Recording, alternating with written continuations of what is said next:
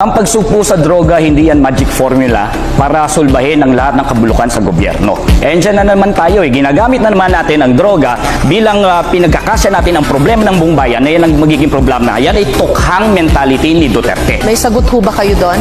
Kinakailangan malinaw sa atin, bakit ang mga security guard bago ma-hire sa trabaho, kinakailangan sumailalim sa drug testing? Ang pagiging opisyal ng gobyerno, ikaw ay humihipo ng pera ng mamamayang Pilipino. Higit na mataas dapat ang standard natin sa mga naglilingkod sa gobyerno. Attorney Espiritu? Bakit hindi tayo magkaroon ng competency test, integrity test, honesty test, at mahigit sa lahat, pro-masa test? Yan ba yung bangayan ni Marcos at Duterte?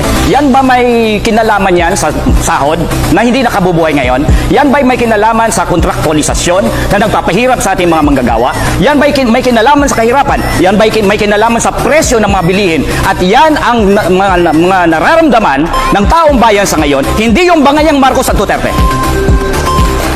Ang usaping droga ay hindi bangayan ng dalawang nagbabangga ang pamilya sa politika. Ito ay tunay na nangyayari at nagaganap sa ating bansa. Kaya ako ay naninindigan na dapat sumailalim ang lahat ng opisyal ng pamahalaan at simulan natin sa tanggapan ng Pangulo. Maraming salamat po kay Attorney Rodriguez and kay Attorney Espiritu. Dapat lang kasuhan si dating Presidente Duterte at long overdue na ito. Libo-libo ang pinapatay ni Duterte pero wala pang napapanagot.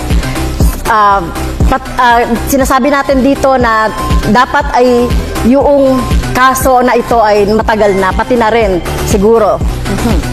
Senator De La Rosa? Sagot ko dyan is conditional, no? Hybrid. Pwedeng yes, pwedeng no. Yes, in the sense na nobody is above the law. Kapag mayroon siyang nagawang kasalanan, kasuhan natin. Pero kung wala naman siyang nagawang kasalanan, huwag mo siyang kasuhan base doon sa kaso ng ibang tao. Because guilt is personal. Huwag po nating ipaangkin kay Pangulong Duterte yung kasalanan ni Ninja Caps. Kaya po, after 3 years na tapos na sa pag-uulong, walang kaso. So, mismong siya, si President Duterte, ay umamin na pumatay siya ng tao. Kaya kailangan siyang kasuhan. At ito, sino ba yung nagdisenyo ng mga policy na ito? Siya rin. At nag-cause ng pagpatay. Maging si Senator Duterte, Senator Bato ay dapat kasuhan. Gigil na gigil kang kasuhan si Pangulong Duterte at ako ng mga kaso na hindi mo kami maliling. Kumusta na po yung conviction mo sa kasong child trafficking? Ano na po nangyari? Bakit andyan ka pa? Hindi ka pa nakulong. Ang ordinaryong tao nagtatanong, porque congresswoman ka, hindi ka nakulong.